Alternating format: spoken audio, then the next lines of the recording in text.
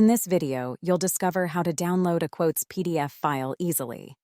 We'll explore two methods: downloading directly in the quotes list and downloading in the quote details page.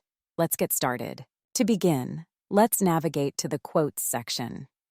First, I'll demonstrate how to download a quote directly within the list of quotes. Hover your mouse over the Options button of the quote you want to download and then choose Download Quote. Wait a few seconds and let's see what happens. It's been downloaded. Let's open that file. Success. Next, I'll demonstrate how to download a quote by accessing its designated details page. Please note that you can download the PDF file this way for all types of quotas except voided quotes. Click on the quote ID that you wish to download.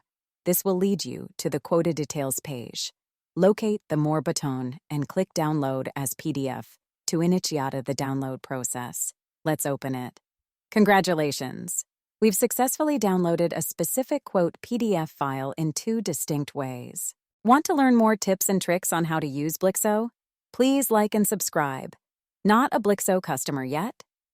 Want to grow sales, manage subscriptions, improve retention, and automate accounting? Sign up for Blixo today by visiting Blixo.com.